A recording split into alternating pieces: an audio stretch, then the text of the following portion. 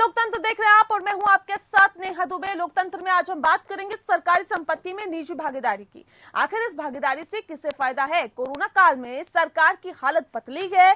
तमाम योजनाओं को पूरा करने के लिए फंड जुटाने के विकल्प बेहद सीमित हैं। लिहाजा सरकार ने राष्ट्रीय मुद्रीकरण पाइपलाइन योजना की शुरुआत की है। इस योजना के तहत सरकार तमाम क्षेत्रों की ऐसी संपत्तियों को निजी हाथों में लीज पर देगी जो या तो बेकार है या जिनसे कोई फायदा नहीं हो रहा है। सड़क परिवहन और राजमार्ग, रेलवे, बिजली, पाइपलाइन और प्राकृतिक गैस, नागरिक उड्डयन, शिपिंग, बंदरगाह और जल मार्ग, दूरसंचार, खाद्य और सार्वजनिक वितरण, खनन, कोयला और आवास और साथ ही साथ शहरी मामलों के मंत्रालय नेशनल मोनेटाइजेशन पाइपलाइन में शामिल है। एनएमपी के तहत वित्त वर्ष 2022 से वित्त वर्ष 2025 तक 4 साल की अवधि में केंद्र सरकार की मुख्य संपत्तियों के माध्यम से 6 लाख करोड़ रुपए जुटाने का लक्ष्य रखा गया है। सरकार की इस योजना पर कांग्रेस ने मोदी सरकार पर निशाना साधा है। कांग्रेस ने सरकार पर देश को ही बेचने का आरोप मढ़ा है। राहुल गांधी ने कहा कि 70 साल में जो भी देश की पूंजी बनी उसे मोदी सरकार ने बेचने का फैसला ले लिया है। वहीं कांग्रेस महासचिव प्रियंका गांधी ने कहा कि आत्मनिर्भर का जुमला देते देते सरकार सरकारी संपत्ति अरबपति मित्रों के हवाले कर रही है। इस योजना पर उठ रहे सवालों पर सीतारमण का कहना है कि जिन लोगों के दिमाग में ये सवाल है कि हम जमीनें बेच रहे हैं, ये गलत है। राष्ट्रीय मोनेटाइजेशन पाइपलाइन ब्राउनफील्ड संपत्तियों को लेकर है जिन्हें बेहतर तरीके से मोनेटाइज करने की जरूरत है। दरअसल पीएम मोदी भी पहले मंशा जाहिर कर चुके हैं कि सरकार कुछ चुनिंदा सेक्टर्स में ही अपनी उपस्थिति रखने के मूड में है। वित्त मंत्रालय भी उसी रास्ते पर आगे बढ़ा है और बड़ा सवाल यह है कि आखिर निजी भागीदारी से असल फायदा किसे है, सरकार को या फिर निजी उद्यमियों को? क्या मुद्रीकरण पाइपलाइन योजना से देश को फायदा होगा? करेंगे पड़ताल, लेकिन उससे पहले देखिए रिपोर्ट।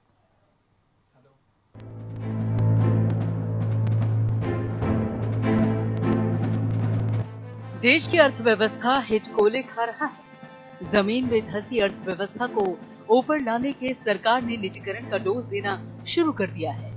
माइनस में चल रही अर्थव्यवस्था को प्लस लाने के लिए सरकार अब निजीकरण के सहारे बेपटरी हो चुकी अर्थव्यवस्था को पटरी पर लाने में लगी हुई है। वित्त मंत्री निर्मला सीतारमण ने राष्ट्रीय मुद्रीकरण पाइपलाइन योजना की शुरुआत कर दी है। इसके तहत सरकार अपने कम इस्तेमाल में आ रही संपत्तियों के जरिए अरबों रुपए जुटाने में लगी हुई है ताकि अर्थव्यवस्था में जान आ सके। सरकार का मानना है कि वो अपनी संपत्तियों के जरिए अगले 4 साल यानी कि वित्त वर्ष 2022 से लेकर 2025 तक 6 लाख करोड़ रुपए की कमाई कर सकती है। वित्त मंत्री ने 2021 और 22 के बजट भाषण में इसका जिक्र भी किया था। वित्त मंत्री निर्मला सीतारमण ने कहा है कि एनएमपी योजना सिर्फ ब्राउन फील्ड असेट्स के लिए है, यानी कि ऐसी संपत्तियां जिनमें केंद्र सरकार का निवेश है और जहां संपत्ति या तो बेकार पड़ी है या फिर उससे पूरी तरह कमाई नहीं हो पा रही है या फिर उसका पूरा इस्तेमाल नहीं हो पा रहा है। National monetization pipeline is talking about brownfield assets where investment has already been made, where there is a completed asset which is either languishing or which is remaining not fully monetized or which is remaining underutilized. वित्त मंत्री ने साफ किया है कि ये सिर्फ कमाई के लिए इन संपत्तियों पर सरकार का मालिकाना हक बना रहेगा। सरकार के साथ कंपनियां एक अनुबंध के तहत भागीदारी करेंगी ताकि बेकार पड़ी या कम इस्तेमाल में आ रही संपत्तियों से कमाई हो सके। किसी भी संपत्ति का निजीकरण भी नहीं होगा। योजना के तहत सड़क परिवहन और राजमार्ग, रेल, ऊर्जा, पाइपलाइन और प्राकृतिक गैस, नागरिक उड्डयन, जहाज रानी बंदरगाह, जलमार्ग, दूरसंचार, खाद्य, सार्वजनिक वितरण, खनन, कोयला, शहरी आवास जैसे मंत्रालय को इस योजना के दायरे में लाया गया है।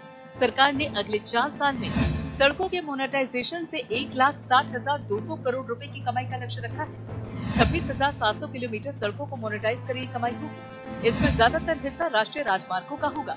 रेलवे में मोनेटाइजेशन के जरिए 1,52,496 करोड़ रुपए की कमाई होगी। 400 रेलवे स्टेशन, 90 ट्रेन, 2000 किलोमीटर से भी ज्यादा रेल मार्ग, 15 रेल स्टेडियम और रेल कॉलोनीज के जरिए कमाई होगी। इस योजना से सरकार बेशक बड़ी रकम जुटाने की बात कर रही है, लेकिन सरकार की इस योजना पर कांग्रेस ने तीखा हमला बोला है। कांग्रेस ने मोदी सरकार पर देश बेचने का आरोप लगाया। कांग्रेस ने पीएम मोदी पर तंज कसते हुए कहा, वो कहते थे कि मैं देश नहीं बिकने दूंगा। अब देश को समझ आ गया है कि किस पर विश्वास नहीं किया जाए। कांग्रेस का आरोप है कि मोदी सरकार टेलीकॉम से लेकर हर क्षेत्र को निजी हाथों में सौंपने को तैयार है। मोदी सरकार ने सारी हदें पार कर दी। नरेंद्र मोदी जी का एक और बीजेपी का एक नारा था, 70 साल में कुछ नहीं हुआ। और कल फाइनेंस मिनिस्टर ने जो भी 70 साल में इस देश की पूंजी बनी थी उसको बेचने का डिसीजन ले लिया है। वहीं कांग्रेस महासचिव प्रियंका गांधी वाड्रा ने ट्वीट किया कि आत्मनिर्भर का जुमला देते देते पूरी सरकार को ही अरबपति मित्रों पर निर्भर कर दिया। सारा काम उन्हीं अरबपति मित्रों के लिए, सारी संपत्ति उन्हीं के लिए। ये सरकार 70 सालों में देश की जनता की मेहनत से बनी लाखों करोड़ रुपए की संपत्ति अपने अरबपति मित्रों को दे रही है। सियासी पार्टियां कुछ भी कहें, लेकिन विशेषज्ञों का मानना है कि ये भावना कि ये संपत्तियां बेची नहीं जा रही हैं, बल्कि उन्हें पट्टे पर दिया जा रहा है। सरकारों को प्रोत्साहित करेंगे कि वे उन्हें राजस्व समझें और इनका सही इस्तेमाल करें। कुछ लोगों ने चिंता जताई है कि पिछले दरवाजे से निजी सार्वजनिक भागीदारी की वापसी है, जबकि पिछले दशक की घटनाओं के बाद ऐसी साझेदारियां विश्वसनीय नहीं रह गई। दरअसल कोरोना की मार से बेहाल सरकार के पास राजस्व जुटाने के विकल्प काफी कम है। लिहाजा इन संपत्तियों के जरिए सरकार धन जुटाने की कोशिश में है। मामले से जुड़े लोगों का दावा है कि वित्त मंत्रालय पीएम मोदी की लाइन पर काम कर रहा है। वो पहले ही मंशा जाहिर कर चुके हैं कि सरकार कुछ चुनिंदा सेक्टर्स में ही अपनी उपस्थिति रखने के मूड में है। लेकिन बड़ा सवाल यह है कि आखिर निजी भागीदारी से असल फायदा किसे है? क्या सरकार धीरे धीरे सब कुछ निजी हाथों में सौंप देगी? Bureau report.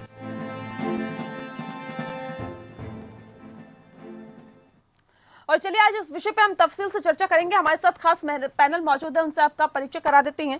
इस वक्त हमारे साथ महेश वर्मा जी हैं, जो कि स्पोक पर्सन है बीजेपी के। हमारे साथ डॉक्टर अजय उपाध्याय जी जुड़ गए हैं, स्पोक पर्सन है कांग्रेस के। प्रोफेसर अरुण कुमार जी इस वक्त हमारे साथ है, जो कि इकोनॉमिस्ट है, और साथ ही साथ प्रोफेसर यामिनी अग्रवाल जी हमारे साथ है, जो कि इकोनॉमिस्ट है। आप सभी का बहुत स्वागत है। सबसे पहला सवाल मेरा महेश वर्मा जी आपसे है। सर, कैसे फायदा होगा देश को, क्या फायदा होगा?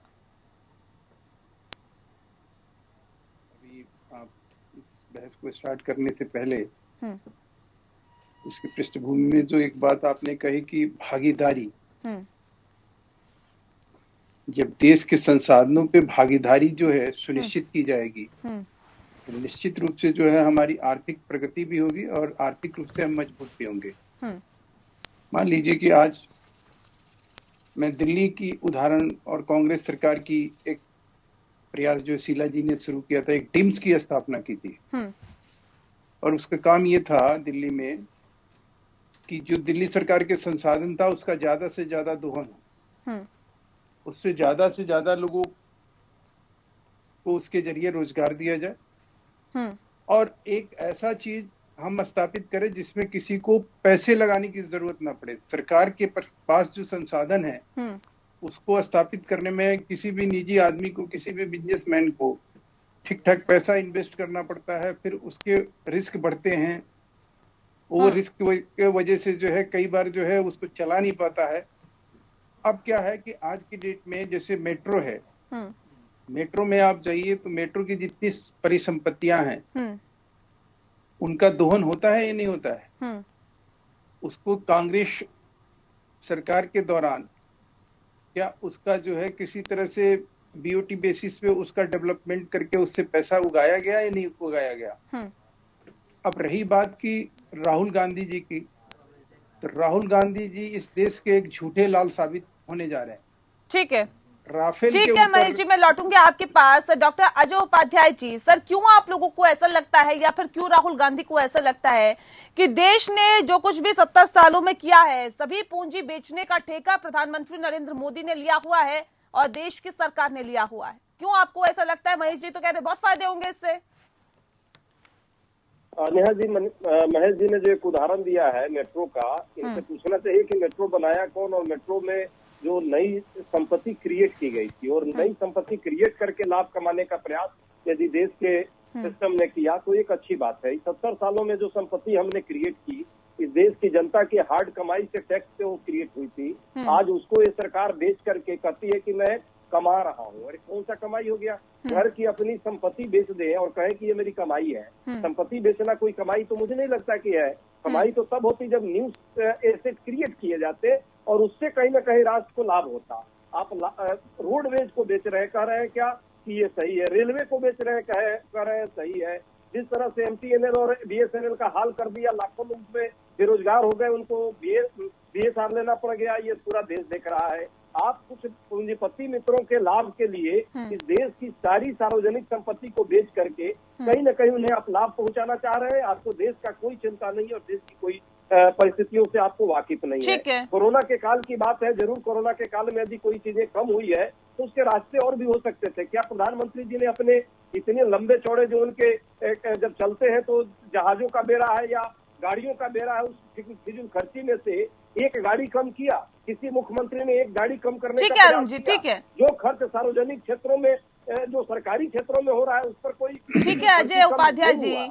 प्रोफेसर अरुण कुमार जी, मैं आपसे समझना चाहूंगी, देश की अर्थव्यवस्था को बेहतर करने के लिए या फिर देश की बेहतरी के लिए इस फैसले को आप कैसे देखते हैं? समय देश की अर्थव्यवस्था है, उसमें तरह तरह की परेशानियां हैं। सबसे बड़ी परेशानी है कि अर्थव्यवस्था में जो असंगठित क्षेत्र बुरी तरह से धराशायी हो गया है और जो हमारा GDP का ग्रोथ है वो काफी कम हो गया है।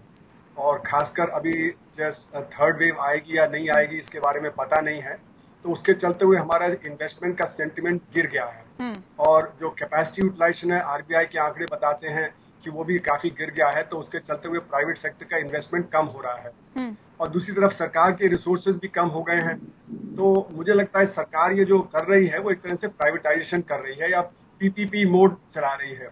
जो PPP मोड हम पिछले 20 साल से बात कर रहे हैं, वही बात एक तरह से आगे हो रही है कि प्राइवेट सेक्टर और पब्लिक सेक्टर की पार्टनरशिप एक तरह से हो तो कैसे पब्लिक सेक्टर चल पाएगा, उसके तरह हो रही है।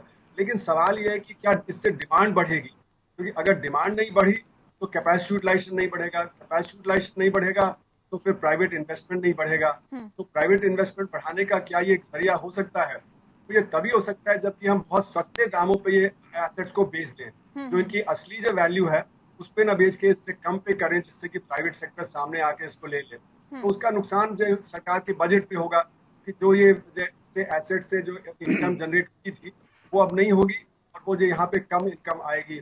और दूसरी बात यह है कि पब्लिक सेक्टर का क्या रोल होना चाहिए इस समय, खासकर पैंडेमिक में हमने देखा कि पब्लिक सेक्टर ने बहुत बड़ा रोल प्ले किया, वो चाहे ट्रांसपोर्टेशन में हो, वो चाहे बाकी चीजों में हो।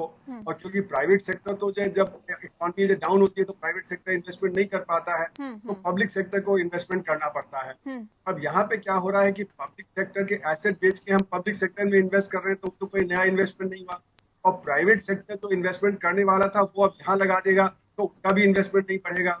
तो कुल मिलाकर अगर इन्वेस्टमेंट नहीं बढ़ेगा और डिमांड नहीं बढ़ेगी तो फिर जो अंडर यूटिलाइजेशन रहेगा ही हमारे एसेट्स का। तो जो कहा गया है कि ये अनयूटिलाइज्ड या अंडर यूटिलाइज्ड एसेट्स हैं जिनको हम जो यूटिलाइज करेंगे तो उसके लिए भी डिमांड जनरेट करना जरूरी है। अगर डिमांड जनरेट नहीं होगी तो ये भी अंडर यूटिलाइज रहेंगे, प्राइवेट सेक्टर भी कुछ फायदा नहीं कर पाएगा।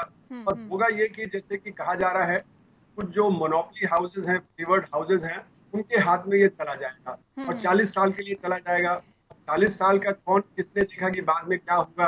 तो अभी हालांकि हम कह रहे हैं कि जब पब्लिक सेक्टर के हाथ से एसेट्स नहीं जाएंगे लेकिन एक तरह से चले ही जाएंगे ये एसेट्स। तो इसलिए इसका मेरा मानना है कि ये इसकी जरूरत नहीं थी। इस समय डिमांड जनरेट करने के लिए हमें जो अनऑर्गेनाइज सेक्टर जिसे मैंने शुरू में कहा इसकी में अभी जरूरत नहीं थी। अरुण कुमार जी आप ये कह रहे हैं, ठीक है। यामिनी जी आपसे मैं जानना चाहूंगी कि सवाल इस बात को लेकर कि निजी भागीदारी से असल फायदा आखिर किसे? जी देखिए, कोशिश यही की जाती है कि जो निजी भागीदारी है वो सरकार के साथ चल करके जो कैपिटल की रिक्वायरमेंट है उसको फुलफिल कर सके। कोशिश ये भी की जाती है कि जो इंफ्रास्ट्रक्चर प्रोजेक्ट्स हैं उनमें जो जेस्टेशन पीरियड है क्योंकि वो बहुत हाई होता है और रिटर्न जो है उस समानता तौर पे नहीं आ पाता जिसपे माना जा रहा है कि वो आएगा या जब पैसा लगाया जाता है तब आएगा, तब कभी कभार कैपिटल की रिक्वायरमेंट पड़ती है। और अगर सरकार के पास चाहे वो पेंडेमिक के कारण हो, चाहे वो फिस्कल डिसिप्लिन को मेंटेन करते हुए हो, किन्हीं भी कारण से अगर वो इंफ्रास्ट्रक्चर में और पैसा नहीं लगा पा रही, तो प्राइवेट पार्टिसिपेशन एक अच्छा वो रहता है, चीज रहती है।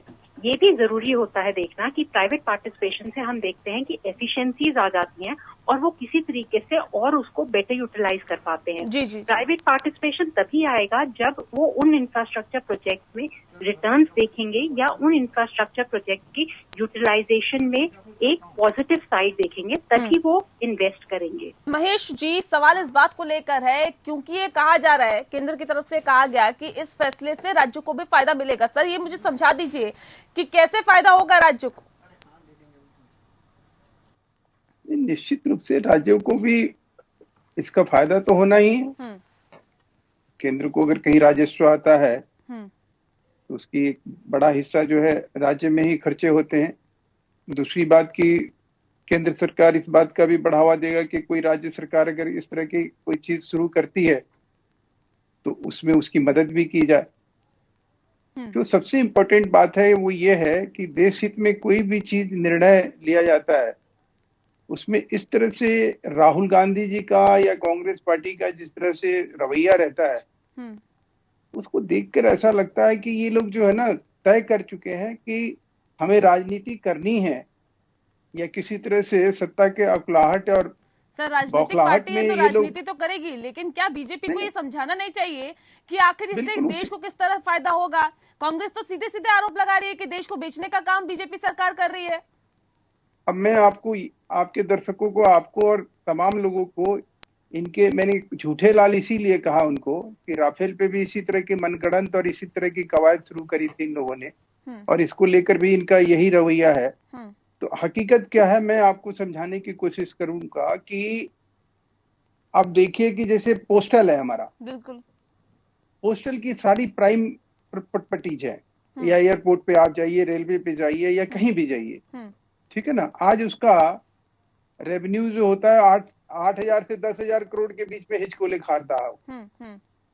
अब वही प्राइवेट कोरियर्स हैं जिनके पास कोई भी इस तरह के प्राइम प्रॉपर्टीज नहीं है, इस तरह के इंफ्रास्ट्रक्चर नहीं है, गांव-गांव तक कनेक्टिविटी नहीं है, वो इस समय देश में 50,000 करोड़ से ऊपर के बिजनेस करते हैं। विदेश में जो है, जो हमारा कुरियर व्यवस्था है उसमें हमारी ना बराबर भागीदारी है। अब ऐसे में उस संसाधन का यूटिलाइजेशन अच्छे ढंग से हो जाए, उसमें निजी भागीदारी हो जाए, दूसरे लोग जो निजी सेवा देने वाले हैं इस क्षेत्र में वो सब बाहर से हैं, विदेश से हैं। अब अपने ही लोग अगर उनको हम कहीं इस बात के लिए कहीं सहयोग करें, कहीं उनको मदद करें, ठीक है, तो निश्चित रूप से वो इंडस्ट्री बूम करेगी। ठीक है, इसी प्रकार से हमारा रेलवे है, रेलवे लाइन कई ऐसी जगह है। मैं लौटूंगी आपके पास। अजय जी, क्या वजह मानते हैं कि सरकार को ये फैसला लेना पड़ा? देखिए, सरकार को एक ही वजह है जो फैसला ले रही है। सरकार अपने 2-3 पूंजीपति मित्रों को लाभ देना चाहती है जो ऑलरेडी उसको जीरो से हीरो बनाई और अब जो है उसको देश की संपत्ति बेच करके उसको एक बड़ा मुनाफा देना चाह रही है। सबको पता है, पूरे देश को कुछ पूंजीपतियों के हाथ में ये गिरवी रखना चाहती है। एक ही मात्र उद्देश्य है। निजीकरण का जो चेहरा है वो निजीकरण का चेहरा मानवीय चेहरा नहीं है। जिस तरह से हम निजीकरण के विरुद्ध नहीं है, कांग्रेस पार्टी कभी निजीकरण का विरोध नहीं करती है, लेकिन कुछ स्ट्रेटेजिक जो बिंदु है, जैसे अब रेलवे को आप बेच रहे हो, इस रेलवे से आम लोगों का क्या कितनी भलाई है, ये स्ट्रेटेजिक मैं मानता हूँ कि ये क्षेत्र है। डिफेंस के क्षेत्र में आप प्राइवेट लोगों को प्लेयर बना रहे हो, आप बनाओ, लेकिन कम से कम कुछ चीजों का तो ख्याल रखो। आप अभी हमारे मित्र ने जब आप उनसे पूछे क्या लाभ होगा तो उनको राहुल गांधी और गांधी परिवार के अलावा कुछ समझ ही नहीं आती, उसके अलावा ये कुछ बोल ही नहीं पा रहे हैं। भाई, देश की जनता ये पूछना चाहती है कि मेहसी, चकिया और कोटवा का जो आप रोड बेच रहे हो, उस रोड को बेचने से वहां के जनता को क्या लाभ होगा। लोग पूछना चाहते हैं पैसेंजर ट्रेन जो बेच रहे हो उससे जनता को क्या लाभ होगा। 400 स्टेशन जो बेच दिए, जो स्टेशन बेचने की बात कर रहे हो, उससे आम जनता का उसमें क्या भलाई होगा, ये पूछना चाह रहे हैं लोग। BSNL, MTNL सारा बेच रहे हो, एयरपोर्ट अपने मित्र को पहले भी दिए थे, अब और दे देते रहो। ये संपत्ति जो लाखों करोड़ रुपए की थी, औने पौने दाम में आप उसको बेचोगे, क्योंकि अभी तो आपके पास अच्छा प्लेयर ही नहीं है। महेश जी, जल्दी से जवाब दीजिए, फिर अरुण जी का रुख करेंगे। जल्दी से जवाब दीजिए। ठीक है, ठीक है, खरबपति बनेंगे। ठीक है महेश जी, कि ये बेचने की कोई बात है ही नहीं। ये ऐसे ना समझ लोग यही बात करेंगे कि देश बेच दिए, ये छाती पीटेंगे। अब इनकी छाती पीटने से, जब देश के वित्त मंत्री ने स्पष्ट रूप से कह दिया कि हम अपने संसाधनों को अच्छे से दोहन करेंगे। जो हमारे संसाधन हैं उसमें निजी भागीदारी को बढ़ाकर उससे रेवेन्यू को कैसे बढ़ाया जाएगा, इसको समझे बगैर, इसको जाने बगैर अगर इस तरह के ये लोग आलाप विलाप और प्रलाप करेंगे तो इसके लिए हम और आप खुशी नहीं है। ये इनकी मानसिकता को दोष दीजिए। ऐसी विकार, ऐसी सोच, ऐसी समझ जो है, अगर ये रखने वाले लोग, अगर इनके हाथ में देश का बागडोर हो और कोरोना काल हो, तो आप ये देखिए कि ये लोग कितने बड़े भक्षक होंगे इस देश के। ये कोल में, 2G में तमाम इन्होंने देश के एक एक इंच को बेचा। इनकी अंतरात्मा बिक चुकी है। दामाद जी को ये लोग याद नहीं रखते हैं। जो हालात, जो स्थितियां हैं, वो सभी के सामने है। कोरोना काल से हम लोग निकले और उसके बाद अभी भी ये कहा जा रहा है कि तीसरी जो वेव है उसका खतरा अभी भी सर पर मंडरा रहा है। सरकार ने तमाम कोशिशें की कि अर्थव्यवस्था को पटरी पर लेकर आए और इसके लिए छोटे उद्योगों को भी पैसे दिए गए। कहीं ना कहीं एक पैकेज का ऐलान किया गया 20 लाख करोड़ का। सर, अभी जो हालात है, सरकार के पास पैसा जुटाने के लिए ऐसे फैसले लेने की जरूरत है जो फैसला लिया गया है। देखिए, सवाल ये उठता है कि रिसोर्सेज की तो जरूरत है ही, क्योंकि सरकार के रिसोर्सेज कम हो गए हैं, पर किस तरह से उनको उठाया जाए, कहां से वो उठाया जाए, है ना। ये जो प्राइवेटाइजेशन हो रहा है, जो पीपीपी मोड में अब ये जो मोनेटाइजेशन ऑफ एसेट्स हो रहा है जी, इससे कोई आपको बहुत ज्यादा रिसोर्स नहीं मिलेगा, क्योंकि जो हमारे इंफ्रास्ट्रक्चर की समस्या क्या है समझना पड़ेगा। हमारा देश बहुत गरीब देश है। ये जो अभी सोशियो इकोनॉमिक सर्वे की रिपोर्ट आई दिल्ली की, उसमें बताया गया कि 90% परिवार 25,000 रुपए प्रति माह से कम खर्च करते हैं। यानी कि हमारे यहाँ गरीबी कम से कम 80% लोगों के हाथ में गरीबी है इस समय। तो अगर इंफ्रास्ट्रक्चर हम बहुत हाई कॉस्ट बना देते हैं तो वो फिर चलता नहीं है। इसलिए आपने देखा एनपीए बहुत ज्यादा क्रिएट हो गए थे, चाहे वो पावर सेक्टर में हो गए थे, चाहे वो हमारे सड़कों में हो गए थे, और वो निजीकरण वहां पे चल नहीं पाया था ठीक से। तो वहां पे जो रिसोर्स रेजिंग है वो इतना ज्यादा नहीं है कि आप उसको जो उसका असली दाम है उसको प्राइवेटाइज कर देंगे। तो प्राइवेटाइजेशन से होगा ये जो लैंड है, जो पब्लिक सेक्टर जिस लैंड पे है, रेलवे है, बाकी है, उस लैंड पे लोगों की आंखें गड़ी हुई हैं, पर उससे तो असली में इन्वेस्टमेंट नहीं होगा। तो आपका एक तरह से फिक्टिशियस इन्वेस्टमेंट हो रहा है, क्योंकि वो तो एसेट ऑलरेडी एग्जिस्टिंग एसेट है। तो इन्वेस्टमेंट को कैसे बढ़ाया जाए, उसके लिए हमें डिमांड जनरेट करनी पड़ेगी। डिमांड जनरेट करने के लिए असंगठित क्षेत्र के हाथ में पैसा देना पड़ेगा। वहां पे बेरोजगारी बहुत ज्यादा बढ़ गई है, तो उसके लिए रिसोर्सेज रेज करने के लिए अब जैसे बैंक है, उनके पास 4 लाख करोड़ रुपए की अतिरिक्त लिक्विडिटी है, क्योंकि जो बिजनेस है वो क्रेडिट नहीं ले रहा है। जब उसका एक्सपेंशन नहीं होता है तो क्रेडिट लेके क्या करेगा। उसी तरह जैसे स्टॉक मार्केट है, वहां पे खरबपति और भी ज्यादा खरबपति हो गए हैं, तो वहां से आप पैसा उठा सकते हैं, है ना। तो तरह तरह से जो हमारा अमीर तबका है वहां से रिसोर्स उठा के और गरीब तबके के ऊपर खर्च करेंगे तो डिमांड बढ़ेगी। जब डिमांड बढ़ेगी तो एसेट यूटिलाइजेशन बढ़ेगा, एसेट यूटिलाइजेशन बढ़ेगा तो उससे आमदनी बढ़ जाएगी। जब तक कि आपका एसेट यूटिलाइजेशन बेटर नहीं होगा तो वो प्राइवेटाइजेशन में भी फायदा नहीं होगा।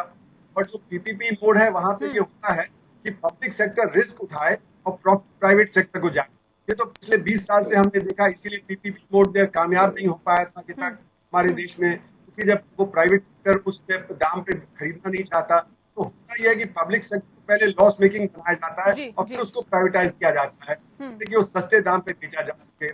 उसके लिए बहुत सारे उदाहरण है, जैसे कि बीएसएनएल को देख लीजिए, उन्होंने टाटा ने लिया था, लेकिन वो लॉस मेकिंग रहा तो टाटा ने उसका जो एसेट यूटिलाइजेशन किया। जो लैंड बहुत वैल्यूएबल लैंड था दिल्ली मुंबई वगैरह में, ये सारी चीजें देखनी पड़ेंगी कि किस दाम पे आप करते हैं। पब्लिक सेक्टर को लॉस होगा, बजट को फायदा होगा या लॉस होगा। ठीक है अजय जी, आपसे मेरा ये सवाल है सर, ये फैसला सरकार को लेना पड़ा और क्या वाकई, क्योंकि जो हालात, जो सिचुएशन है और जिस दौर से फिलहाल सरकार गुजर रही है और जो फैसले ले रही है, उससे ये तो सर साफ स्पष्ट होता है कि पैसों की कहीं ना कहीं तंगी है सरकार के पास, आर्थिक तौर पर कमजोर है सरकार फिलहाल।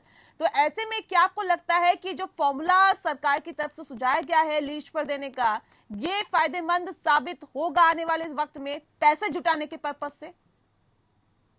एक बड़ा पॉपुलर कहावत है, नाचे ना आवे आंगन टेढ़ा। जिस सरकार को नाचने ही नहीं आया, 7 साल में लगातार नोटबंदी से लेकर के और जीएसटी के गलत निर्णयों के कारण देश की अर्थव्यवस्था को इन्होंने चौपट किया। जिस तरह से बेरोजगारी बढ़ी, महंगाई बढ़ी, आज क्या हालात है पूरा देश देख रहा है। कोरोना तो एक बहाना इनको मिल गया है। कोरोना के नाम पे गंगा जल एक तरह से कोरोना को इन्होंने मान लिया जिस तरह गंगा में लाशें बहती रही, इनको उसकी कोई फिक्र नहीं थी, न उसमें कोई मैनेजमेंट था, न कोई व्यवस्था थी। आज हजारों लोग मारे गए, अभी भी लोग परेशान है। सरकार झूठ की 20 लाख करोड़ और 30 लाख करोड़ का वादा करती है, देती कुछ नहीं है, जीरो। हम कह रही है कि हम जो है बेच देते हैं भैया आपकी संपत्ति। ये बेचू प्रधानमंत्री जी से जब पूछना चाहता हूँ कि भैया खरीदू, कुछ खरीदा आपने इतने सालों में? क्या बनाया इस देश में? इस देश को बेरोजगारी का हब बना दिया, इस देश को महंगाई का एक तरह से हब बना दिया, इस देश को गरीबी रेखा से लोगों को नीचे ला दिया। करोड़ों 23 करोड़ लोग नीचे आ गए, और उसके बाद आपको आती ही नहीं है सरकार की अर्थव्यवस्था चलाने, और आप जो है बीमारी कुछ है और बीमारी का इलाज कुछ छूट रहे हैं। प्रोफेसर अरुण कुमार जी एक विशेषज्ञ है, एक जाने माने अर्थशास्त्री है। ऐसे कितने अर्थशास्त्रियों ने लगातार सरकार को सजेशन दिया, और एक एक करके सरकार जो नहीं मानी, छोड़ के चले गए सरकार को, इसलिए क्योंकि सरकार जो है दम्भी है। अब प्रधानमंत्री जी इकोनॉमिक्स भी संभालेंगे, पॉलिटिक्स भी संभालेंगे, हिंदू मुस्लिम दंगा भी करवाने में इस पार्टी की भूमिका रहेगी। तो देश की अर्थव्यवस्था और विकास की रणनीति बनेगी कब? पीपीपी मॉडल क्यों फेल हुआ? क्यों इतने बैंकों का जो है एनपीए बढ़ा है? क्यों लोग ले लेकर भाग गए विदेशों में? ये देश की फेल्योर है, देश की व्यवस्था की फेल्योर है, सरकार की फेल्योर। ठीक है। सरकार की फेल्योर का खामियाजा आप और हम और टैक्स पेयर इस देश का क्यों चुकाए? क्यों इस देश की संपत्ति को ये लोग जो है गिरवी रखना चाहते हैं? ये लीज नहीं है, अपने पूंजीपति मित्रों को गिरवी रखना चाहते हैं, और हमारी पार्टी और हमारे लोग ये नहीं होने देंगे इनके साथ। बिल्कुल, ये लगातार आरोप लग रहे हैं महेश जी कि पूंजीपति मित्रों को फायदा पहुंचाने की कोशिश में बीजेपी सरकार है, मोदी सरकार है। न सिर्फ इस बात को लेकर, बल्कि हमने देखा कि लगातार इस तरह के आरोप आप लोगों पर लगते रहे हैं। क्या वजह, और क्या वाकई इससे पूंजीपतियों को फायदा मिलेगा? क्या ऐसे ही आएगी देश की अर्थव्यवस्था पटरी पर? नेहा जी, मैं तो आपको शुरू में ही ये कहा कि ये लोग जो है देश के रक्षक नहीं, भक्षक हैं। कोरोना काल है, और विषम परिस्थिति में जब पूरे देशवासी इकट्ठे जो है इस तरह की दुश्वारियों का सामना कर रहे हैं, वैसे में अगर सरकार कोई रास्ता निकाल रही है, उसमें विपक्ष के नाते कांग्रेस का जो भूमिका होनी चाहिए, उसकी भूमिका तो ऐसे, उसकी पृष्ठभूमि जो है देश जानता है कि भाई किस तरह से उन लोगों ने क्या क्या, किस तरह के कांड किया और किस तरह से उन्होंने देश को बेचा। अब रही बात की संसाधन की बात, अभी अरुण कुमार जी कह रहे थे कि भाई संसाधन, अपना आय जुटाने की जो बात कर रहे थे कि संसाधन के जरिए आय जुटाने की जो बात है, सबसे पहले तो मैं आपको बता दूं अरुण जी कि पीपी मॉडल का जो एक सबसे बढ़िया नमूना आपको देखना हो तो ये एयरपोर्ट देख लीजिए, दिल्ली, जो यूपीए सरकार ने शुरू की। अब इस तरह की चीजों को कि सरकार ने अगर कोई निर्णय लिया है तो उसमें कोई चीज बेचने नहीं जा रही है। लेके आना चाहिए। मैंने शुरू में ही कहा कि वित्त मंत्री ने, अरुण कुमार जी वित्त मंत्री नहीं है ना, अरुण कुमार जी ने वित्त मंत्री की बात को शायद अच्छी तरह से अजय जी कह रहे हैं बेची नहीं जा रही, गिरवी रखी जा रही है। चलिए, मैं कह रहा हूँ कि ये तो कुछ भी बोल देंगे, इनकी भाषा कुछ भी हो सकती है ना। मैं कह रहा हूँ कि जिनको देश हित के बारे में सोचना ही नहीं है, जिनका नेता जो है वो टीका भी लगवाता है अभी अगस्त में, और टीका के लिए हाई तोबा मचाता हो, उस व्यक्ति का मैं बात नहीं करूंगा। आराम से अजय जी सुनिए, उसके बाद मैं बात, जब मेरी बात समाप्त हो जाए फिर उसका जवाब को बेच करके देश होती है। नहीं तो नेहा जी इनसे बुलवा लीजिए। आपने बनाया मेट्रो की, आपने उदाहरण दिया, हमने तो मेट्रो बनाया। अरे भाई आप या तो इनसे बुलवा लीजिए या मेरे से बुलवा लीजिए। ठीक है, एक एक करके डिबेट नहीं होता, एक एक करके बात करनी चाहिए ना। एक करके अपनी बात मत कीजिए, जनता को बताइए। ये हल्ला तो करने नहीं आए ना, ये तर्कसंगत बात करेंगे ना, कोई चीज लॉजिकली बोलेंगे तो अच्छा लगेगा। जो हमारे पुरखों ने बनाया उसी को आप बेच रहे हो। ये सच्चाई कौन से पुरखों ने बनाया और कौन से पुरखों ने अभी आपके पुरखों में बेल पे हैं? इसी तरह के भ्रष्टाचार में दामाद, बेटे, सोनिया जी सब लोग बेल पर हैं। आप लोगों को यही बेचने के चक्कर में ये जो आप लोग अपनी चीजों का, अपने अनुभव को लेके आ रहे हैं, उससे वो चीज यहाँ नहीं होना है। पड़ रहा है भैया देश, और उस मानसिकता से बात अगर कर रहे हैं आप लोग, तो यहाँ ऐसा कुछ नहीं होना है। ठीक है, प्रोफेसर यामिनी अग्रवाल जी जो है, प्रोफेसर यामिनी जी, क्या वाकई आपको लगता है कि सरकारी संपत्तियों को लीज पर देकर ही देश की अर्थव्यवस्था में सुधार किया जा सकता है, या इस फैसले से अर्थव्यवस्था पे कुछ असर पड़ेगा? क्योंकि अरुण जी का कहना है कि बहुत असर नहीं पड़ेगा, इससे कोई बहुत बेहतर असर नहीं पड़ने वाला है। जी देखिए, जब आप इंफ्रास्ट्रक्चर की बात करते हैं तो इंफ्रास्ट्रक्चर एम्प्लॉयमेंट प्रोवाइड करता है जो है उन लोगों को, लेबर क्लास को, बिल्कुल सही जिनके कहा द्वारा इन्होंने। ये कंस्ट्रक्शन क्रिएट की जाती है। जब ये है आप अर्थशास्त्री की बात। इंफ्रास्ट्रक्चर प्रोजेक्ट में इन्वेस्ट करते हैं तो मनरेगा या किसी और गवर्नमेंट के जो एम्प्लॉयमेंट की स्कीम होती है उसके थ्रू आप जो है वो एम्प्लॉयमेंट जनरेट करते हैं। कोई भी इंफ्रास्ट्रक्चर प्रोजेक्ट एक इन्वेस्टमेंट होता है, चाहे वो पब्लिक सेक्टर की तरफ से आए या प्राइवेट सेक्टर की तरफ से। अभी जिन पर्टिकुलर इन्वेस्टमेंट की बात की जा रही है उनमें निवेश लाया जा रहा है क्योंकि उनमें निवेश की आवश्यकता है और वो निवेश जो है उन एसेट्स को अच्छी तरीके से यूटिलाइज कर सकता है। जहां तक सरकार की बात है, सरकार ने कोविड के दौरान काफी आत्मनिर्भर अभियान 1, 2 और 3 के द्वारा काफी कोशिशें की कि अपने वेलफेयर स्कीम्स के द्वारा लोगों तक पहुंचे, जिसके तहत जो फिस्कल डेफिसिट है वो 9.5% पे पहुंच गया और इस साल भी अनुमानित है 6.8%, ताकि कोविड के दौरान लोगों तक कार्य जो कल्याणकारी कार्य होते हैं वो पहुंचाए जा सके, चाहे वो फ्री राशन की बात हो, फ्री क्रेडिट्स की बात हो, एमएसएमई फार्मर्स तक पहुंचने की बात हो, उन तक कोशिश की गई कैपिटल प्रोवाइड किया जाए।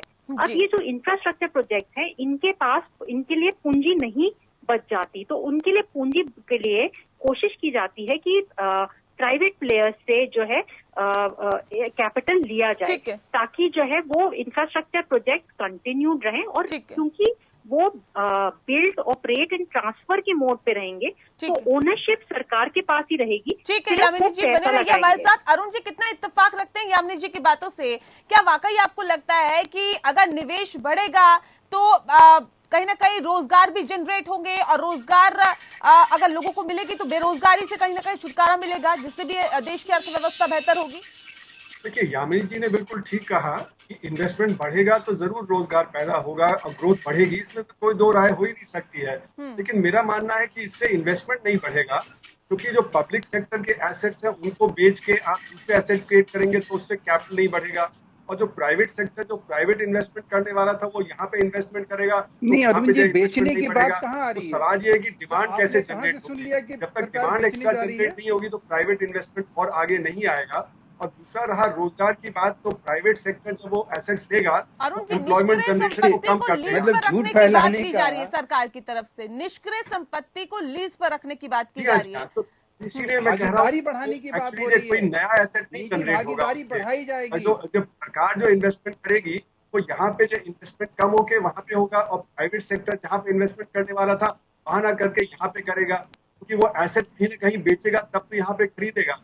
कोई अपना जो प्राइवेट सेक्टर वाला है कोई एसेट खाली तो नहीं रखता है, वो कहीं ना कहीं बेचेगा तब यहाँ पे देगा ना एसेट। एक पावर हाउस है, जो सवाल उठता है एम्प्लॉयमेंट जनरेशन नहीं चला रही है इन्वेस्टमेंट का, और वह ये था कि 2012-13 में हमारा इन्वेस्टमेंट पीक किया था 36.5% पे, और वो गिर के अब 30% से भी कम हो गया है। तो इन्वेस्टमेंट बढ़ाना बहुत जरूरी है, इसमें तो कोई दो राय नहीं है। लेकिन जब प्राइवेट सेक्टर जिनको एसेट्स को लेगा तो वहाँ पे एम्प्लॉयमेंट कम हो जाएगा, इससे उसकी प्रॉफिटेबिलिटी बढ़ेगी। तो एक जब प्राइवेटाइजेशन से हुआ ये था कि पब्लिक सेक्टर का जो एम्प्लॉयमेंट था वो कम हो गया था, तो नया इन्वेस्टमेंट का तो जरूर बढ़ेगा एम्प्लॉयमेंट, उसमें तो कोई दो राय नहीं। लेकिन जब प्राइवेटाइजेशन का तो उससे एम्प्लॉयमेंट जनरेशन कम हो जाएगा। इसलिए मेरा मानना है कि ये समस्या यहाँ पे आएगी, एम्प्लॉयमेंट की भी और रिजर्वेशन की भी आएगी। जी देखिए, दिल्ली में जैसे इलेक्ट्रिसिटी बोर्ड, महेश जी, मेरा सवाल सीधा सा ये है कि सर क्या लीज पर ना देते हुए सरकार असमर्थ है क्या निवेश करने में, रोजगार जनरेट करने में? देखिए, सरकार की असमर्थता की बात नहीं है। सरकार जो है आज के डेट में देश में जिस तरह की दुश्वारी है, जिस तरह की विषम परिस्थिति है, उससे देश से बाहर निकालने का और लोगों की दुश्वारियों को कम करने का जो प्रयास है, जो ये निर्णय है, ये वो चीज है। सरकार मैक्सिमम जो है गवर्नेंस के फेवर में है, पक्ष में है। अब बात रही कि भाई ये जो निर्णय लिया गया, इस निर्णय का जो है फायदा किस तरह से जनता का होगा, वो यामिनी जी ने आपको रेखांकित किया कि देखिए हर एक नीतियों के जरिए, रणनीतियों के जरिए सरकार आगे नहीं बढ़ सकती है क्या? ये संपत्तियों को गिरवी रखकर ही या फिर लीज पर रखकर ही आगे बढ़ेगी? अरे भैया, संपत्तियों को गिरवी रख के, ये गिरवी शब्द कहाँ से आया? बेचने के शब्द कहाँ से आया? ये हमने गढ़ लिया। फाइनेंस मिनिस्टर ने कहीं कहा कि गिरवी रख रहे हैं वो प्रॉपर्टी को, लीज पर रखने की बात तो आ रही है ना। ये झूठ और प्रपंच और ये इस तरह की राजनीति करने वालों का जी ये हम समर्थन कर रहे हैं। अजय जी, कौन सा ये किस तरह से ये चीजों क्यों को आप हम लोग कह ये रहे कह रहे हैं कि गिरवी रख रहे हैं, बेच रहे हैं, देश को लूटे जा रहे हैं, देश को बेचे जा रहे हैं, क्यों आप लोगों को ऐसा लगता है सर? सामान्य सी बात है, स्टेशन बेच रहे हो, स्टेशन बेचकर किसको दे रहे हो? आप अपने पूंजीपति मित्र को दे रहे हो, पैसेंजर ट्रेन बेच रहे हो, ट्रेन बेच रहे हो। कौन से पूंजीपति मित्र को एयरपोर्ट नाम बताओ ना भाई। पूंजीपति मित्र इसको दे दिया, उसको कर दिया, ऐसे कर दिया, वैसे कर दिया। ये भौकाल खड़ा करने से अच्छा है कि कोई कंस्ट्रक्टिव बात करो। ये पोर्ट बेच रहे हैं, नहीं तो आज जो इतनी संख्या उससे आधे पे चले जाओगे। इनके मित्र हैं, जिनके अगर ये राहुल गांधी इसी तरह के बकवास करते रहे देश के आगे, तो बहुत जल्दी लोग जो है मतलब कांग्रेस के लोगों को, कांग्रेस के वर्कर्स को जो है ना, वो उसको भी इम्पोर्टेंस देना बंद कर देंगे। अब इनकी बात को कौन सुनेगा आपका दर्शक? इनकी प्रॉपर्टी बढ़ी। जब दर्शकों को ये भी कहा था कि असंगठित क्षेत्र बहुत बुरी तरह से धराशायी हो गया है और हमारे किसान भी परेशानी में हैं, तो डिमांड जनरेट करना बहुत जरूरी है। उसके लिए उनके हाथ में परचेजिंग पावर देना जरूरी है। जब परचेजिंग पावर आएगी तो कैपेसिटी यूटिलाइजेशन बढ़ेगा और प्राइवेट सेक्टर भी ज्यादा इन्वेस्ट करेगा, क्योंकि समस्या इन्वेस्टमेंट की है। इन्वेस्टमेंट होगा तो ग्रोथ होगा। तो उसके लिए रिसोर्सेज कहाँ से आए? ये कहा जा रहा है कि ये जो हम कर रहे हैं, जो मोनेटाइजेशन ऑफ एसेट, डिसइन्वेस्टमेंट, इससे रिसोर्सेज आएंगे। लेकिन मेरा मानना है उससे नए एसेट्स नहीं क्रिएट होते हैं, पुराने एसेट्स चलते रहते हैं। और सरकार जो इन्वेस्टमेंट करेगी तो एक तरफ से जो डिसइन्वेस्टमेंट करेगी, दूसरी तरफ से इन्वेस्टमेंट करेगी, उससे भी कैपिटल इन्वेस्टमेंट बढ़ने वाला नहीं है। और दूसरा ये कि एम्प्लॉयमेंट जनरेशन कम हो जाएगा, क्योंकि प्राइवेट सेक्टर के हाथ में जाएगा, वो वहाँ पे जो लोग एम्प्लॉयड हैं उनको कम करेंगे। इसलिए मेरा मानना है कि इस समय रिसोर्सेज रेज करने के लिए बैंक हैं, उनके पास लिक्विडिटी एक्स्ट्रा है 4 लाख करोड़ की, वहां से रेज कर सकते हैं कोविड बॉन्ड के द्वारा। फिर जो हमारा स्टॉक मार्केट पे उसमें वहाँ पे खरबपति और भी बहुत अमीर हो रहे हैं, वहाँ पे ट्रांजैक्शंस के ऊपर जो टैक्स लगा के पैसा रेज किया जा सकता है। थोड़ा लॉन्ग टर्म में देखें तो वेल्थ टैक्सेशन और एस्टेट ड्यूटी के द्वारा जो पैसा उठाया जा सकता है। तो कई चीजें हैं जिससे पैसा उठाया जा सकता है बिना डिसइन्वेस्टमेंट के, बिना ये जो मोनेटाइजेशन ऑफ एसेट्स के। ये तब होना चाहिए जबकि जो अर्थव्यवस्था पट्टी पे आ जाए। उस समय अगर होगा तो शायद पैसा ज्यादा मिले और हो सकता है कि इन्वेस्टमेंट और बढ़े। पर आज जब अर्थव्यवस्था कमजोर है, उस समय मुझे नहीं लगता कि ये इससे जो एक्स्ट्रा जो इन्वेस्टमेंट अर्थव्यवस्था में होगा। बिल्कुल। यामिनी जी, आपसे मैं समझना चाहूंगी कि क्या आपको लगता है कि सरकार के जरिए अब और क्या कुछ कदम उठाने की जरूरत है? क्योंकि अरुण जी ने भी बताया है, लेकिन क्या नहीं लगता कि कम विकल्प है सरकार के पास अर्थव्यवस्था को बेहतर करने के लिए? जी देखिए, अब सबसे पहला कदम जो अर्थव्यवस्था को लेकर के है वो है कोविड से सुरक्षा देना। जो थर्ड वेव आने की जो है आशंका है, उसको लेकर के लोगों तक सुविधाएं पहुंचाना, जैसे पेडियाट्रिक बेड्स प्रोवाइड किए गए और चीजें दी गई। कोशिश ये भी रही है कि क्रेडिट फ्लो को कंटिन्यूसली मेंटेन किया जाए, जो मॉनेटरी पॉलिसी स्टांस में अकोमोडेटिव स्टांस रखा गया। फिस्कल पॉलिसी का भी स्टिमुलस कोशिश रही है कि जारी रहे, चाहे वो फ्री राशन पीएम गरीब कल्याण योजना के द्वारा हो या बाकी माध्यम के द्वारा हो। एमएसएमई और ये भी कोशिश करनी चाहिए कि फार्मर्स को जो पीएम सम्मान किसान योजना के तहत निधि मिलनी चाहिए थी, वो पूरी तरह से उनको मिल जाए, ताकि उनके लिए थोड़े से साधन हो सके। कोशिश ये भी रही है सरकार की कि जितने भी एमएसएमईज हैं उन तक पैसे की जो किल्लत है वो दिक्कत ना करे। एनपीए पे भी मॉनिटोरियम लगाया गया, उसके लिए शायद अब थोड़ी और मेहनत की आवश्यकता पड़ सकती है, जहाँ पे लोग चाहें कि उनको और मॉनिटोरियम दिया जाए। एडमिनिस्ट्रेटिव मेजर्स भी अडॉप्ट किए गए, जैसे टैक्स रिटर्न्स बाद में भरी जाएं, या अभी जो जरूरत है कि जीएसटी में जो रिक्वायरमेंट है रेगुलेशन की, उनको थोड़ा कम सख्त किया जाए। ट्रेडर्स को एमएसएमईज में लाया गया ताकि उन तक भी फायदा पहुंचे। तो बहुत सारी चीजें की गई हैं जो एक बहुत महत्वपूर्ण है। उसके साथ साथ ये भी जरूरी है कि रेगुलेशन लोगों तक जो है सुविधाएं अभी पहुंचाए और जो हेल्थ केयर है वो पहुंचाए, क्योंकि इकोनॉमिक रिकवरी तो धीरे धीरे हो ही रही है और जैसे जैसे इकोनॉमिक रिकवरी होगी डिमांड अपने आप ही बढ़ेगी, चाहे वो किसी भी सेक्टर में हो। अभी पैसा एकदम से देना मुश्किल है क्योंकि महंगाई का दर काफी ज्यादा है, जिसकी वजह से काफी आरबीआई ठीक है। यामिनी जी बनी रही है हमारे साथ। महेश जी, सवाल इस बात को लेकर जिस बात का जिक्र अभी अरुण जी कर रहे थे कि इस फैसले का विरोध नहीं है, सवाल टाइमिंग पर है। अगर अर्थव्यवस्था बेहतर होती उस वक्त ये फैसला लिया जाता, तब कोई दिक्कत नहीं थी, कोई सवाल नहीं खड़े करता। लेकिन अभी जब अर्थव्यवस्था डाउन है, उस वक्त इस तरह का फैसला लेना जाहिर तौर पर ये सरकार की ऊपर कहीं ना कहीं सवाल निशान खड़े करता है। कैसे देखते हैं इसे आप? नहीं हूँ इसलिए क्योंकि आज जिस तरह का एक वातावरण जो है जी, आर्थिक रूप से जो हमारी स्थिति परिस्थिति है वो इतनी नहीं चरमराई है, या वो सेंसेक्स देख लीजिए, या जिस तरह का वातावरण है, विश्व का जो एक नजरिया है भारत को लेकर, वो इतना खराब नहीं है। आज भी जो निवेशक हैं, जो पैसे लगाने वाले लोग हैं, वो चाहते हैं कि भारत पे निवेश करें, लेकिन ऐसे लोगों के लिए हमने दरवाजे उस समय बंद कर दिए जब इसको लेकर भ्रष्टाचार और सारा भाई भतीजावाद जब शुरू हुआ, और उसकी वजह से भारत की एक जो छवि बनी, और उस छवि के चलते जो है विनिवेश जिस तरह से घटा, तो वो एक कहीं उस चीज से हम बाहर निकले हैं। देश उस चीज से निश्चित रूप से बाहर निकला है। और अब जो देश के सामने आज देखिए सेंसेक्स जो है 55,000 पे जूम कर रहा है, ये कभी संभव था? ये कभी हमने सोचा था क्या? तो ये जो एक इन्वायरमेंट बना है, ये कहीं ना कहीं हमें सपोर्ट करेगा इस फैसले को। दूसरी बात कि हम जिस तरह से चाहते हैं कि अपनी जितनी भी जन कल्याण योजनाएं हैं उसको हम पटरी पर लाएं, तो क्या आप मुझे बता दीजिए कि हमने मान लीजिए 6 लाख करोड़ का हम करते हैं एक्सपेक्टेशन की 6 लाख करोड़, हमसे 6 लाख की जगह अगर 3 लाख करोड़ भी आ जाता है, तो हम ये मान के चल रहे हैं कि कुछ तो आया। इस विषम परिस्थिति में लोगों इस विषम परिस्थिति में कुछ तो आया। और अजय जी, इस योजना के तहत सरकार तमाम क्षेत्रों की ऐसी संपत्तियों को निजी हाथों में लीज पर देगी, या जो तो बेकार हो गई थी, या फिर बेकार पड़ी थी, या फिर जिनसे कोई फायदा नहीं हो रहा था। कम से कम सरकार कह रही है उससे कुछ तो आएगा, वो तो बेकार ही पड़ी हुई थी। बेकार नहीं, नेहा जी, दो बातें हैं। पहली बात की बेकार संपत्तियों को नहीं दे रहे हैं। बेकार संपत्तियों से बुरे दौर में तो कौन खरीदेगा, और औने पौने दाम में खरीदेगा तो वैसे भी सरकार को कहीं न कहीं सरकारी संपत्ति का एक तरह से लूट मचेगा। अभी के दौर में जो अरुण जी ने कहा, उसका फायदा आपको होगा ना, इसमें तो कोई नहीं खरीदेगा। दूसरी बात, पैसेंजर ट्रेन को बेचा जा रहा है। अब जरा जन कल्याणकारी नीतियों की बात करके सरकार बेचना चाह रही है। क्या पैसेंजर ट्रेन में जो गरीब लोग चलते हैं वो जन कल्याणकारी बात नहीं है? क्या उसको बेचने की जरूरत है सरकार को? क्या रेलवे पर जिस तरह से इतने स्टेशन का जिस तरह ये इसी तरह का भ्रम है अजय जी। एयरपोर्ट आप बेच रहे हो, लाइन पे प्राइवेट आदमी को भी ट्रेन चलाने की अनुमति दी जाएगी।